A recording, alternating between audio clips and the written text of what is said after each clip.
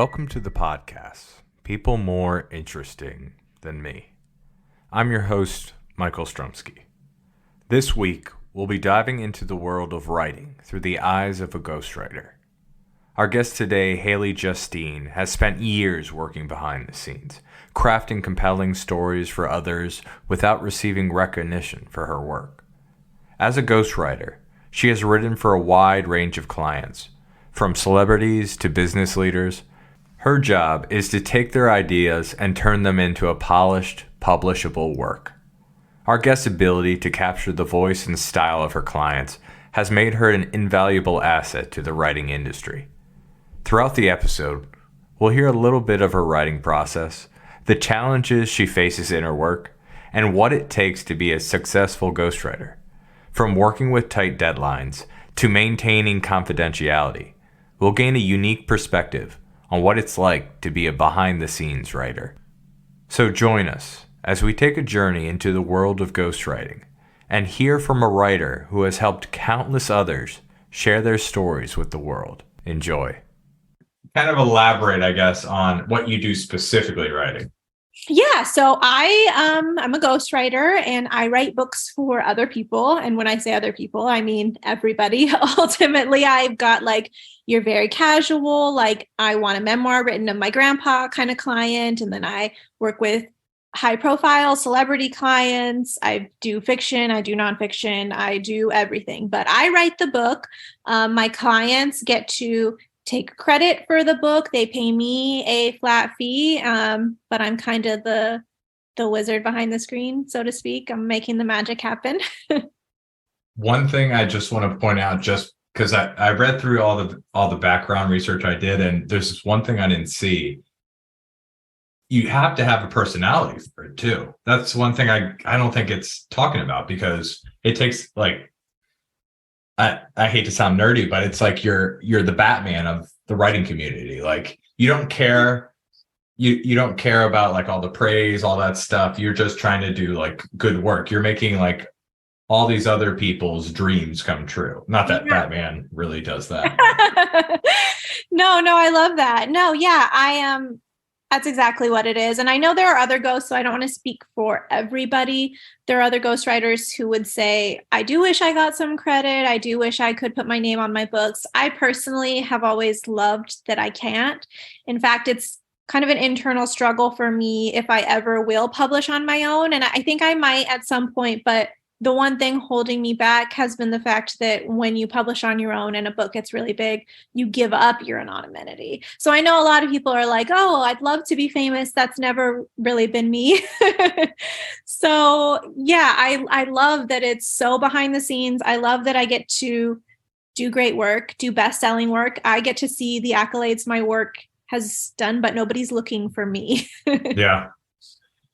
So I read a little bit that you had done, you were writing Kindle books before you started ghostwriting. So how did you land from doing that to ghostwriting? Because when I was thinking, I was like, nobody, this is one of those jobs where you fall into. It's not like on career day, somebody comes in and says, yes, I'm a ghostwriter. And then the kids say, oh no, you know what I mean? They immediately think what it sounds like. Fire drill sounds like a fire going into a wall. In a drill. Right. Yeah, no. Every ghostwriter I talk to seems to have this falling into its story. So you're absolutely right. It's just, I think it's one of those jobs that is ultimately not very well known. So it doesn't even give you the opportunity to be like, I want to do this. It's so hidden. Even when you try to find articles about ghostwriting, they're so few and far between that really get into what it is. So I started in self-publishing, and I did that mostly because I was sick of my normal jobs. I was also pretty young. I was in my early 20s, and I was trying the freelance thing, and a lot of people were getting a lot of money on Kindle at that time. Some people still do, of course, but it was the golden age of Kindle, where you could write very little and make a lot of money if you were good at marketing and all of that. And I wasn't bad at it. I will say I did make an average of I won't say, but your average income I made with it. It's just that it took so much out of me. It's very much you're making the cover for the book, you're doing the marketing, you're running the ads. It's not just writing. And there was a point where I just needed a break. It was like I was putting out books so much and just constantly worrying about how successful they were going to be. But there were other people in the indie publishing sphere who needed their books written. They also wanted a break, but they wanted a break from the writing. So there were colleagues of mine who I just knew from networking who were like, I'll pay people to write this book. Obviously, it was nowhere near what I get paid now. It's like lower level, the kind of ghostwriting you might see on like Upwork, just not high paid. But I was getting similar amounts for publishing my own work. And I was suddenly like, wow, I don't have to market. I get to just write this book, know what I'm getting paid. There was kind of a piece in that for me. And I fell so immediately in love with it. And do you feel like, I've heard a lot of writers, like, for example, if they're feeling in a rut or they want to consistently get better, they'll write no matter what, 5 pages a day, something like that. Do you feel like this improved your technique or your range? Oh, absolutely. Absolutely. I always say this, and I mean, I try not to too often because I feel like some people will take offense. And it's funny because people genuinely think of ghostwriters as secondary writers. Like if you can't make your own publishing career work, you ghostwrite. You're like the less skilled writer. And I don't think that's true. I think it's like the farthest from the truth. I think ghostwriters are some of the most skilled writers you're going to find because most writers are just writing in their genre and in their own voice. And it takes a level of analysis and technique to do multiple genres and multiple voices. So yeah, absolutely. It honed my skills on a level that I would never have gotten otherwise. And I've written so many books because back then I was working on volume since I wasn't making a lot. And I'm a very quick writer. So I was doing like a book a month. And so I've racked up dozens and dozens and dozens of books. So absolutely. I think it just more than going and getting my degree or anything else that really honed my skill set. Okay. So it sounds like kind of like a master of all disguises, like different genres, different voices. It kind of, I don't know, increased your range to, I guess, bigger stuff than the Kindle books.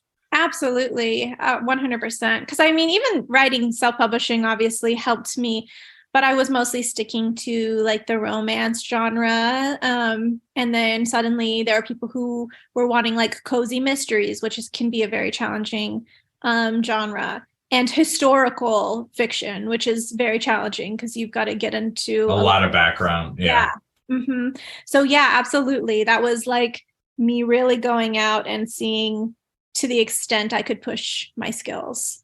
Since you mentioned that, when you said like mysteries and cozy stuff like that, when you have to write something like that, do you go to a coffee shop in like a small town and just like absorb stuff and kind of use that as kind of like not filler, but I am so not a like leave my house to write person, but I am a very strong maladaptive daydreamer. So in my head, I'm there. In my head, I'm in that cute town, which is really so funny because I don't read a lot of cozies, but they're one of my favorites to write because the world is so expansive and so warm despite like the murder coming on. It's like my most favorite genre. And I really do get like in my head, and I will do little things like I'll grab like a cup of tea if I'm like in that kind of mood, or like put on the fire, like set the scene. I gotcha. Yeah, absolutely. But I very much go into that world in my mind. So what have you learned are like the biggest challenges? Not to sound arrogant, but I'm very well matched to this career. So I haven't had too many challenges in terms of like actually writing the books. I think if anything, I'll say the hardest part of my job as an introvert is what I'm doing now, these interviews. And it's not that they're hard like on a technical level because I'm pretty good at that as well, but like it just is very draining. So like I had a call this morning, it went on like between 2 and 3 hours, and I felt so exhausted, like physically exhausted. I think it's just an introvert thing. Like when you're putting out that much energy to talk to your client, which involves not just asking them questions, but being very relatable. It's a lot of conversation. It's like a lot of friendly chatter. yeah, that's just what gets tiring to me. But I also love it, obviously. That's where I get a lot of my, where's the direction of this story going? How are we going to frame this? And I get very close to my clients. So I would never say I dislike it, but it is definitely draining. Yeah. And I think I mentioned this earlier. I mean, you are the expert interviewer. This isn't like normal writing where you're just writing from thin air, writing for research. You're writing off of basically what someone wants. You're catering to their needs, their voice. How do you balance your technique and your voice with kind of what they want? A lot of my clients want my perspective and seek it out. So they make it very easy for me. But ultimately, at the end of the day, since they're paying me, if my vision, if what I think is going to be the best doesn't coincide with what they want, I always yield to my client. It's like somebody coming over and painting your house lime green, and maybe they think it's really hideous, but it's you're The paying. client's always right. Yeah. Exactly. So ultimately, and I do take a very like hard line of objectivity in my work, and I'm like very good at criticism. So it never, I've heard other writers say, what do you do when a client they're ruining the book? I'm like, I just don't care. I let them, that's their book. We're going to do it how they want. I don't get that close to it, but I do find most of my clients deeply respect my opinion and want to know the direction that I want to take it, and they'll ask for my feedback. And so for the most part, our visions just align, and they see that what I'm doing is very much improving upon what they want to do. But you must have some outliers that come back and they read the book, like you worked with them in the book, and then you can tell that they're very like they love the book, and then they start showing it to their friends and stuff like that. Do they ever come back and be like blaming you for some reason, even though they're the one? I've oddly never had that happen. And I think it's great. Yeah, it's not just like a testimony to my skill. Honestly, it's a testimony to how good I am at assessing very fast if we're not going to work together. So I've had clients drop me, though I've had none of it has been mean-spirited. In fact, I've had clients who drop me, recommend me to other potential clients. So it's not that they didn't think I was skilled. We just couldn't make it work. A lot of the time they even like blame themselves. They're like, I'm just not in the space yet to do this because it's just not resonating. But I usually find that out in like chapter 1, so I've never gotten to a point where like the book is published and they're happy with it and they have come back unhappy. I've heard that from other ghostwriters though. So maybe I'm like cursing myself. It's going to happen to me now, but yeah, I was going to say, I hope I don't jinx you with that. But I mean, we were working so closely for so long and doing so many edits in the process that I think for the most part, the client is just so happy with it at the end of it. And a lot of my clients are high profile. So we're working with their publisher too. And we're getting a lot of editorial notes from other very high profile people in the industry. And so that just makes for a pretty good product.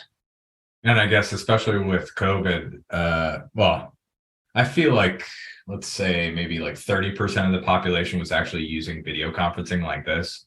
And then after COVID, was there like an influx of people trying to do this especially like all over the US? That's a great question. I think there was a slowdown in 2020 for a while because a lot of people had a lot of uncertainty, but I do think there's been a higher influx since then. I don't know if it's related to Zoom specifically, because in my experience, I just see ghostwriting climb every year. Like year after year, we see more and more books. And it's getting to a point where just like culturally, we're allowing for more people to write books. So like we saw in like the 2010s, right? The rise of the influencer books, the YouTuber books. And those were like the very conventional, like I'm an influencer, I have this great lifestyle, I'm traveling, I'm attractive. But now in like the advent of TikTok, we're seeing influencers that are really just people like describing their jobs and showing their lifestyle. And now they've got 500,000 followers and they can write a book about just being like a hospice nurse, So now we're seeing more and more people wanting books from ghostwriters in that realm. So I just think that it's rising for so many reasons. And every year there seems to be a new reason, but it's just a very growing industry. I know you can't say any of your clients, but you bring up a good point. Are influencers a big client, if you can say? Yeah, absolutely. I've definitely worked with influencers and people with a platform. And then on top of that, you'll get like a lot of reality TV stars doing books. But absolutely, I think that's a huge market. And it's an important one because I think that now we're getting influencers who, like I said, aren't really influencers. They're really people with jobs who can write not just memoirs about their cool life, but they're writing what we would call like expert influenced nonfiction, like expert based nonfiction. And that is its own genre that we love to see, that we love to read. So yeah, that's absolutely on the rise. Okay. Can you kind of walk us through what the process is? Like from, let's say, somebody contacts you and says, hey, let's say an agent contacts you and I've got a client that's interested in doing a memoir type book, I guess. Yeah, so that's a great question. And I'm glad you specified like an agent, because honestly, the process is different for every kind of person and whether the book is fiction or nonfiction. But I do get reached out to literary agents pretty commonly. And it's very much, if we haven't worked together before or they don't have a very close recommendation, like a colleague who's worked with me, then we might sit down for an interview and chat. I think mostly they want to make sure you're like a presentable professional person, like a lot of like writers, legit. Yeah. Yeah. Yeah. And I mean, even among decent writers, there's a lot of people that are not as good in their presentation, and you don't want to send that person maybe to your celebrity client. Yeah. So we'll meet. If they like me, then we'll go meet with the client. Usually they're meeting with multiple ghostwriters too, especially if it's a high profile client. So they'll have short interviews. We usually do like a 30-minute little meet and greet, talk about the book, my vision, my credentials. And then from there, if they want to work with me, the agent will work out the contract. If they don't have all the clauses I want in there, obviously, I'll make sure that they add them. And then we get started. Sometimes they come to me with a book proposal, which means they already kind of have a book plan in place, which is basically a breakdown of all of the chapters that they want in their book. And sometimes we go straight off that. Sometimes and this is what's interesting about ghostwriting. I think people assume if you have an outline and you give it to them, they do exactly that. The ghostwriter is just the writer. In reality, I wear like a lot of hats as a ghostwriter. I'm really the ringleader of this book getting done. Not so much the agent, not so much the publisher. Like they check in with me now and then, and I'm the one who's like getting my client to meet with me and making sure the content is where it's at. So sometimes I get a book plan and I'm like, look, I think we can shape this up some. I think we can tie this together with a stronger theme. I run that by my client and the publisher, and then suddenly I'm changing up this whole book plan. And so that happens all the time. And sometimes they don't have a book plan at all, and I'm the one doing the book proposal. Anyway, what eventually happens is we start sitting down for interviews. I'm kind of guiding us chapter by chapter and then writing those chapters and getting their approval. It totally makes sense that you're the ringmaster, because this isn't like a normal book where it just sells and your name's all over the book. You actually have to put this body together, because maybe there's 5 or 7 people who know that you're writing the book. Their recommendation is what's kind of spreading the knowledge that, oh, she wrote his book. She would be great for this. Mm-hmm. Word of mouth for you is kind of how you get more jobs, wouldn't you say? Yeah, absolutely. It's so important. Obviously, I also have profiles out there on like kind of higher level marketplaces, and I'm part of several agencies, so I get leads from there. But I personally obviously always prefer word of mouth, because usually they're coming to me and they're only interested in me, which is like the best case scenario for me. I'm not competing with other ghostwriters. But yeah, absolutely, word of mouth is deeply important. And it's like the more books you do, just the wider spread that network seems to happen. And I'm always surprised even by how far it goes, because like I'll get people that are like, I've never worked with a person who recommended me, but they're like, I spoke to this editor who edited your work and your client really recommended you, and now they're recommending me, and we've never even had a conversation. That's crazy. Yeah. So I guess what do you think sets you apart from other ghostwriters? I know you said you know a bunch of them, but I guess if you had to say what set you apart from other one? Like a specific genre, maybe working in what specifically is your expertise, I'd say? I think actually what sets me apart is the fact that I don't have any specialization. And there's a few other ghostwriters who are like this that I know. And from what I've noticed, it's mostly us younger ghostwriters versus the older ghostwriters I know. They tend to specialize. They do self-help, they do memoir, they do this or that. It's not super common to do fiction, to do nonfiction, to do self-help, to do memoir, to do fantasy, to do romance. So that absolutely is a selling point for me, though it can also be a negative if somebody's like, I want the best memoir writer and they really want a specialist. They might feel like the specialist is more experienced, even if that's not true. Even if I've worked on volume on more memoirs, sometimes that happens in people's heads. But in general, I think the fact that I'm a generalist kind of sets me apart. I also think obviously I'm set apart from what I call like the lower level of ghostwriting, where people, like I've been featured in NPR and I work with celebrity clients and I've had best-selling books. So those are all factors. But there is like a smaller pool of people who are in my ghostwriting sphere. It gets a lot tighter at the level of people like working with celebrity clients and agents and traditional publishers. Do you guys have like a secret bar in like New York City that you guys all frequent or something like that? Like a secret membership club or anything like that? What actually, and I'll go ahead and plug this because I love the organization so much, but online there is the Association of Ghostwriters, which is ran by a woman, Marcia Turner, and I love it. I love that place so much. We have got a Facebook group to like chat. She also sends out leads and people find you from those membership pages. So it's a great organization. Love it. And I love Marcia. But that we really do have a community in that way. Like, obviously it's not in the real world. Yeah. Online, but there really is a huge sense of community. And I also think that people assume it's super competitive. You're like keeping your secrets to yourself. You're not telling other ghosts about what you're doing. And I have found like the exact opposite of that. There's just so much openness. There's so much, I can't work on this project. Does somebody want to take it? Like, can you talk to me about your contracts? Let me vent about this client situation. What do you guys think I should do? It's very, very open. I don't feel any like negativity or competition. I never have in that sphere. I have only felt very welcomed. So there is a very strong community at the upper level of ghostwriting. Okay. It's very unique. I didn't think I'd ever have somebody on who would talk about ghosts. You know, you just said, and then the ghosts talk about it. And I was just like, man.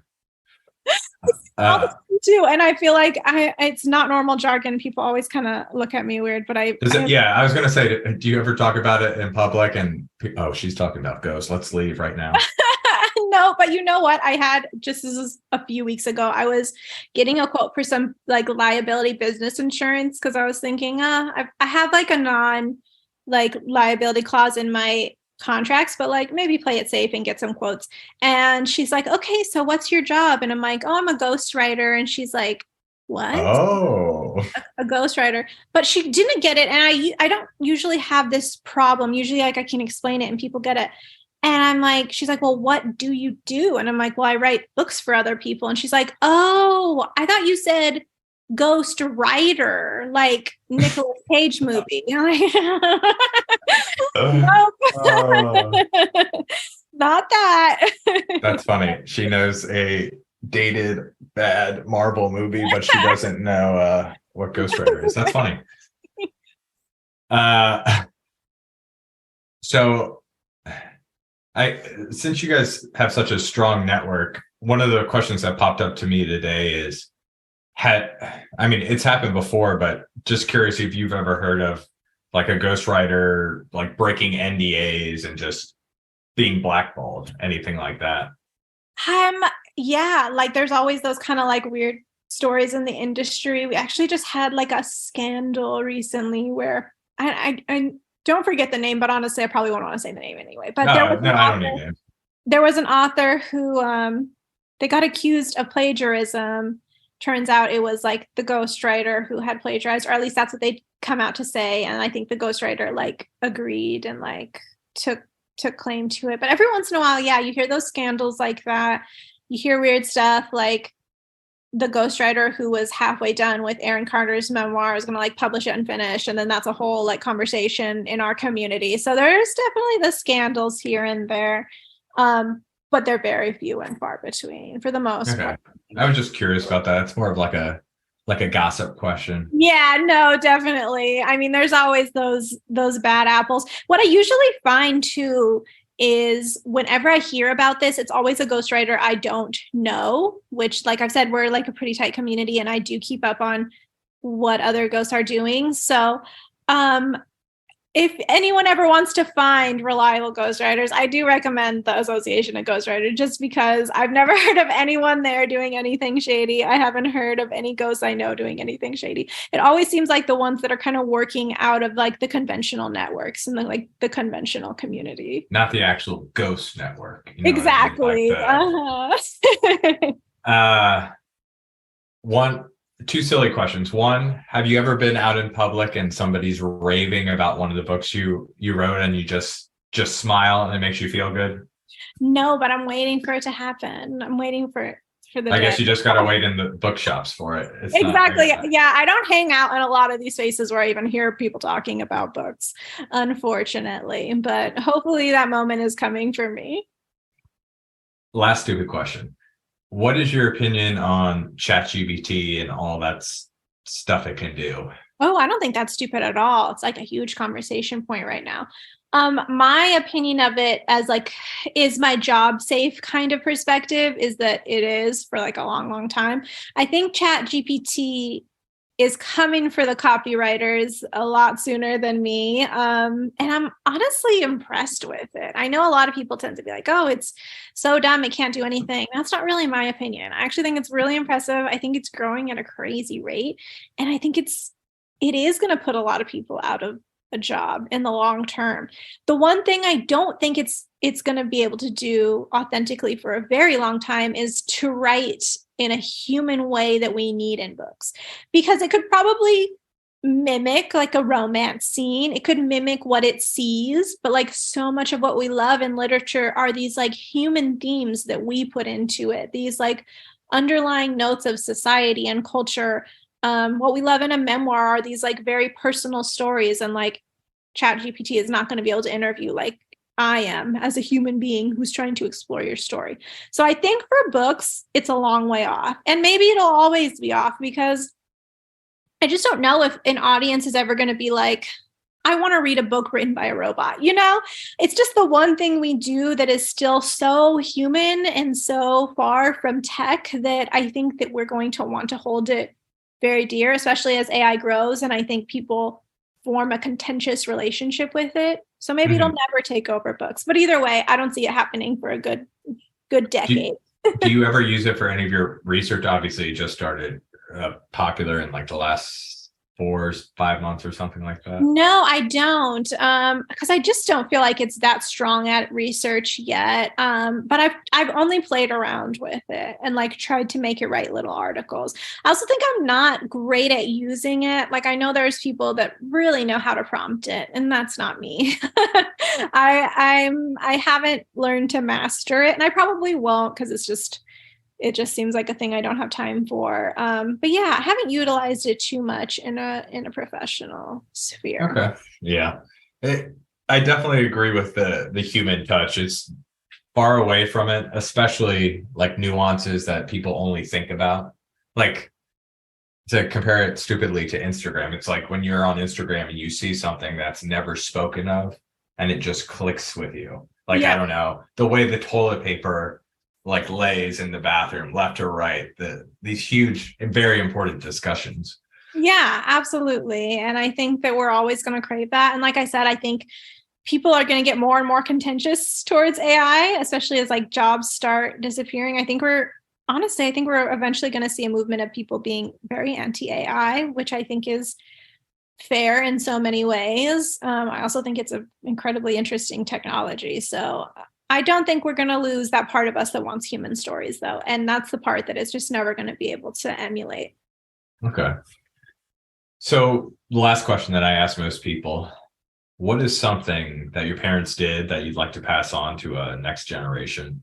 And what's something that you'd want to do a little bit differently or kind of take out that you had in your childhood? That's so interesting. Well, I will say my mother is like a very strong woman, and she definitely instilled that in me. A lot of just feminist ideology, and I think that she definitely made it very clear to me that like you cannot and you're never going to rely on a partner for what you need financially. And I definitely think that that has driven me to where I am in my career. I took that very much to heart. Not to say, by the way, anything negative about stay at home parents. I think that, like, obviously that's very critical. We hope that when we have kids, my husband will be able to stay at home with them. And I think that's like very honorable. But the mentality is more like have a plan, have a backup, even if you decide that staying at home for your family is what you want to do,